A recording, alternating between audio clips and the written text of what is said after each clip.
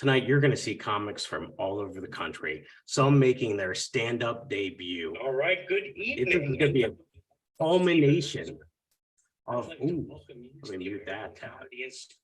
So as we get into it today, we're very excited about these April showcase. They've worked really hard. They're going to be showing off some great stuff tonight. We're excited about it. Every month we do a workshop. We'll be doing an all online one in May. So please check us out at the Comedy Institute, institutecomedy.com. So if you don't know anything about us, we're founded by Stephen Rosenfield. Stephen Rosenfield opened the doors of ACI back in 1989. And since then, we've had alumni that have gone on to The Tonight Show, The Late Show, Conan, Saturday Night Live. He is an award-winning director, comedy writer, and the author of Mastering Stand-Up. So we encourage you to please like and subscribe if you're on YouTube right now. Find us on social media at ACI Comedy. And you're going to love the show we have for you tonight. I'm going to be your host. I'm Jay Yoder. Super excited to be here with you guys today. And I'll tell you, I've been meeting so many people as the director of operations here with all sorts of crazy jobs. And I myself have been a public school teacher for the last 18 years. Yeah, thank you. And I got to tell you, I've been killing it the last couple of years. By it, I mean my soul. And the mute button on Zoom. Where is that button now that they're back in the classroom? Yeah, I don't know if you know anything about middle school, but those kids are honest and they smell. Yeah, I don't know if you remember what middle school smells like. Yeah, in the morning, it's like Macy's with my grandma. Got Axe body spray over there, Bath and Body Works over there. And then about 1:13 p.m. the hormones settle, the Axe wears off, and they turn into the onions from an Italian hoagie. I'm going to miss the mask mandates. I used to double mask in the afternoons. And I'll tell you, those kids are honest. I walked by a group of kids in the hallway this year, and I heard some kid say, "Bruh, is that the teacher? He looks like the kind of guy that keeps cold cuts in his car." I think it was a compliment, like I'm likable, I'm lovable, heck, I'm lunchable. And this coming from a kid that smells like a deli tray. It's like, all right, Hoagie Carmichael, why don't you settle down there, right? Now I can see some of your wheels spinning and you're thinking, what's this big guy teach? Oh, I see in the chat, somebody decided to say gym teacher. Well, I'll tell the joke, sir. Yeah, I look like a gym teacher at a cyber school. Now, I'll give you guys a hint. I'm from the coal mine regions of Scranton, Pennsylvania. All right. So clearly I teach Spanish and Latin. Yeah, you nailed it. You guys got it right on the nose. Like, oye, este gringo habla español? Sí, cuidado. Yeah, my hillbilly uncle probably was the most supportive when he found out. He was like, "Oh, Jay, that's real good. Spanish and Latin? That means you can talk to the Spaniards and the Latinos." If you're not laughing, you would hit it off with my uncle. Now, I will say the kids, even though they're honest, that cold cuts line kind of cut deep to me because I don't know about the rest of y'all, but I put on some of the pandemic pounds. And I just turned 40, so I had to make a decision. I'm keeping it on as a souvenir. Never forget. Yeah, I don't know about you all, but my wife and I were both teachers. So at one point, we just stopped cooking. Thank God for DoorDash. In our house, those were the first responders. Yeah, everybody was out banging pots and pans for nurses. Nope, I was in my driveway with a fork and a plate looking for Bryce in a white Honda Civic. And I'll be honest, part of my problem is the commitment. Like when that fridge is closed, I have the willpower of Tony Robbins. Minute it opens, I'm Baskin Robbins. I love all 31 flavors and that little pink spoon. Did you know you can eat that little pink spoon? You shouldn't. I'm just saying it's possible. I think the real issue, though, is, I don't know. My wife and I, we were trying to figure out what to do when the gym shut down. So we got one of those Pelotons. I'm sure some of you have seen the deal. Technology out of hand. I mean, we got one in January, typical. But then in February, it let us know it identifies as a clothing rack. 2023, we got to honor its wishes at this point. You know what I mean?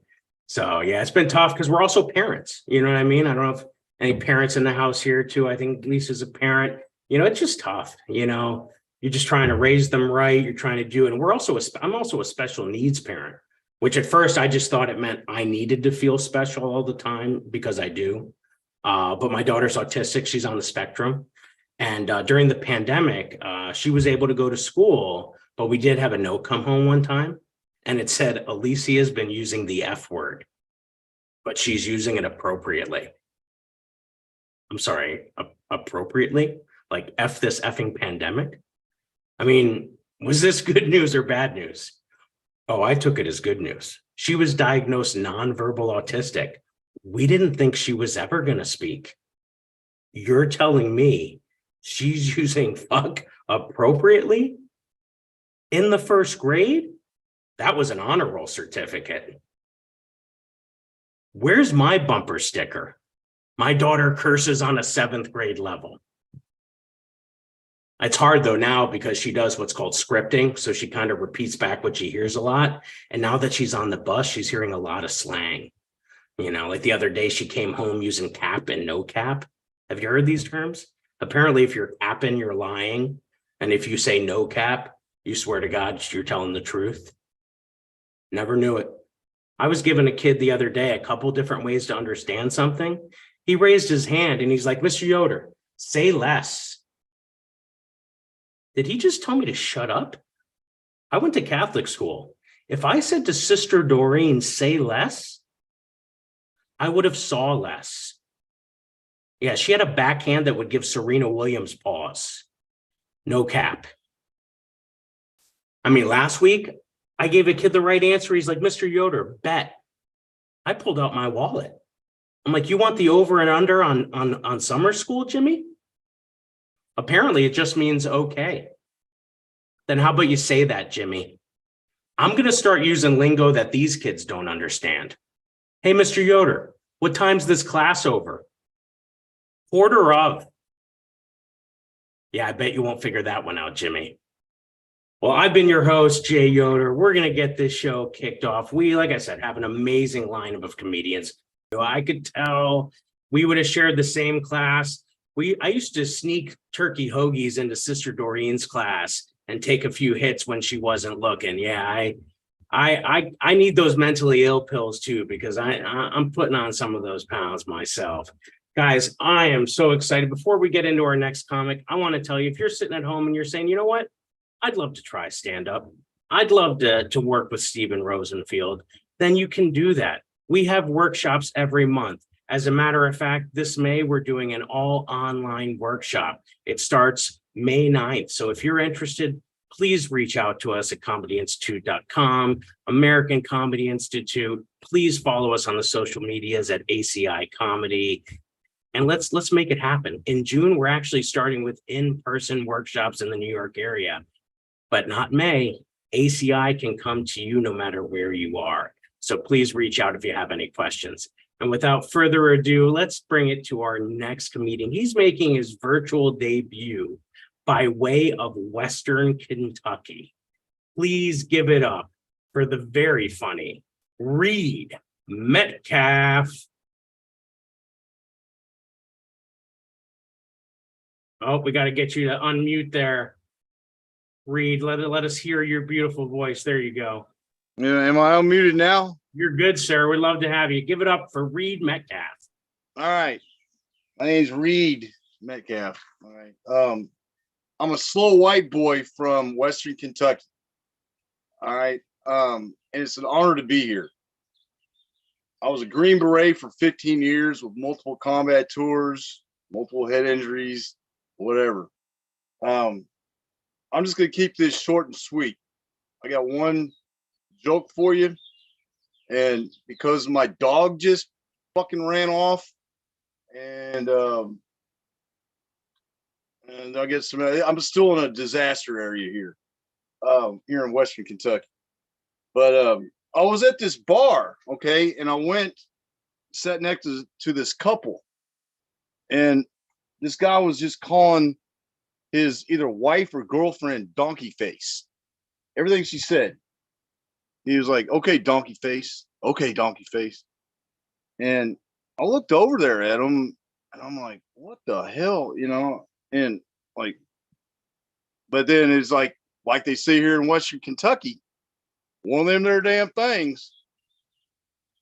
I didn't know what to think. All right, so he all of a sudden says, "Well, I gotta go take a piss."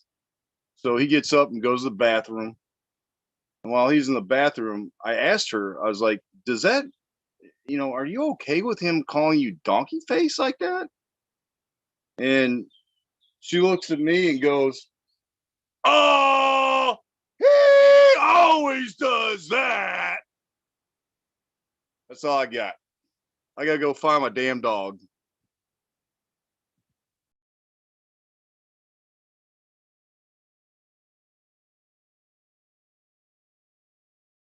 Oh man, Reed Metcalf from Western Kentucky. I'll help you find your dog after this. We'll get it together, my man. We'll put out an APB. All Speaking right, of, man. Sounds good. you're welcome. Sounds Speaking of APBs, our final comic of the night, he actually played a detective on TV's Blue Bloods. You're gonna love him. Please welcome Mr. Eric Seltzer. Thank you. Thank you. So I've been married almost 31 years to the same woman. Thank you very much. And I noticed that, with all the time, there's really only one thing missing. Only one thing. Free will. And my wife and I, we have different priorities. She's a clean freak. I am not. So since I'm the last one to get out of the bed in the morning, I make the bed. And then she'll come back and say, "Eric, you did not arrange the pillows properly." I'm like, "We have 10 freaking pillows on the bed. When is the photo shoot with House and Garden magazine? 10 or 10:30? And then when I go to the kitchen to clean up after we have a meal, she'll say, and I do a good job cleaning up. She'll say, "Why is that breadcrumb on the floor?" I'm like, "I don't know, human error." And, when we travel, we have different priorities. She, her number one priority is shopping when we travel, okay? Imagine if we were on the Titanic. "Helene, the ship just hit an iceberg. We're sinking." She'll say, "Oh, wait. I got to get to the gift shop. I promised the kids Titanic t-shirts. Do you think I should get them in blue or pink?" "You go to the gift shop? How about getting Titanic life jackets in any color? Okay." So anyway, I always wonder what certain people would do if certain celebrities what would they be doing if they didn't make it in show business? For instance, I see the first king of late night, Johnny Carson, as a bathroom attendant at the Plaza Hotel in New York City. Dun, dun, dun, dun, dun. Good evening. My name is Johnny Carson, your toilet attendant for all your lavatory needs. Watch out for stall number 4. Boy, is it foul. What is that? Stall number 2. The toilet in stall number 2 is backed up. I did not know that. It's weird, wild, wacky crap. Well, hold on. Karnak the Magnificent is here. Okay. Hold on. Smelly, crappy, stinky.